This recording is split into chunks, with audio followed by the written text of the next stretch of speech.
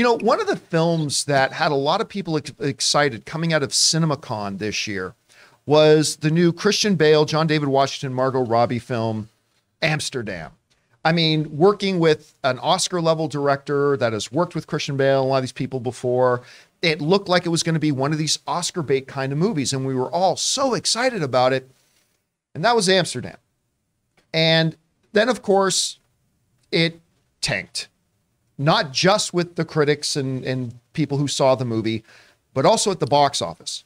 Who would have thought? Now, listen, I could have won a lot of money if I could have gone back in time 6 months and then placed a wager that there's this little indie horror film coming out called Smile and this Oscar-laden movie called Amsterdam. One is going to make $250 million at the box office. One is going to make $25 million. Amsterdam will be the $25 million one. Oh my God, if I could have gone to Caesar's Sportsbook and placed a bet, I would be a rich man today. But that's the reality. There's a movie about that. Yeah, it's called Back to the Future 2. Yeah, I mean, yes. I am the Biff of this universe with my NFL scoring guide. I mean, if you had told me that Smile would make 200-something million and Amsterdam would make 25, but that's the reality. And now as a result of that incredible flop, I mean, this is probably going to be the most notable flop of the year. Is this one? Is the fact that Disney has put out a press release saying that, surprise, they are rushing ahead with the digital release of Amsterdam. It's going to come out a little bit sooner than expected, and I don't think the theatrical exhibitors are going to have any problem with them rushing this one to release, since nobody is going to see this thing in the theater. And it's getting an early release on November 11th now. I think they're doing it the same way before. It'll get a digital release, then Blu-ray comes sometime in December or something like that. Anyway, Rob, you hear about this. Any surprises here about this? And what is this? What kind of footnote does this put on the run of Amsterdam? Well, I guess that it was Amsterdammed. Sorry, I mean, wow. Yes. No. Monday, everybody. Thank you. I take no pleasure in this, John. I mean, I was excited for this movie. David O. Russell is an auteurist filmmaker. I've enjoyed his movies all the way back to Three Kings. I think he's great. You know, and he's done some hit and miss things, but and this cast is amazing. He's got a great cast. It's not just the three principals. There's a secondary cast here that's pretty amazing as well. I just think that the storyline, sometimes you have to ask yourself, who are you making this movie for? In this day and age, you've also got to know your audience. And while we saw the trailer, I thought the first trailer we saw at CinemaCon, the footage, it was really, really good. It appealed to me, but looked incredible. It looked incredible. And then when it came out, I mean, I hate playing Monday morning quarterbacking like I didn't know I wanted to see this movie.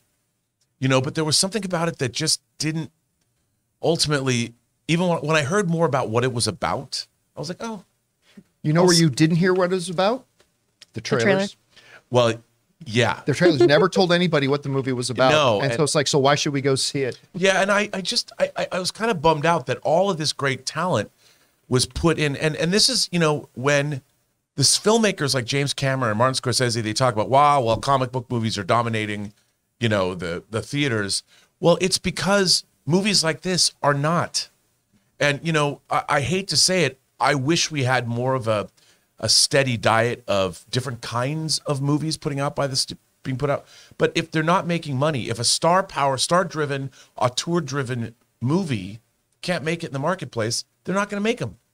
So on one hand, I really wish that this movie was really successful and people loved it, but it wasn't. You know, as a side note, we didn't do this as an off the top just because we're just too full today, but a brand new trailer for Glass Onion just came out. The new Knives Out 2, right? This trailer is perfection. Dude. And to juxtapose it against Amsterdam here, right? Whereas Amsterdam says, look, everybody, big famous people you know, come to the theater. What's it about? We're not going to tell you that. The new trailer for Glass Onion, this trailer, I know what this movie's about. And it didn't give anything away. It didn't give anything away, and it told me what the movie was about. And now I am more excited than ever. Me too. Now, I'm not saying that's the only reason Amsterdam flopped at 25 million. There were obviously other reasons, but I think that's one of the players involved here. Anyway, Chris, you saw this. You were with us at CinemaCon. We were all excited about this film. Yeah. What do you think about these latest moves? I mean, it makes sense. No one's seeing this movie, and those who didn't enjoy it. Yeah. You know, the biggest criticisms have been it's long, it's messy, it's convoluted. This is a waste of these actors, which is such a disappointment. And then the advertising itself just relied on, hey, here are these 3 tremendous actors plus a whole bunch of really fun cameos. That's enough, right? Yeah. That's enough? It's not. You got to tell us what something is for us to go, especially for, I think, your average moviegoer. You know, we got to give them a little something more than, hey, this might be a, awards darling. You know, I think you have to get a little bit more of a lead on this to get people's butts in seats. I agree. And that's why I think Fabelmans is not going to be a $400 million film.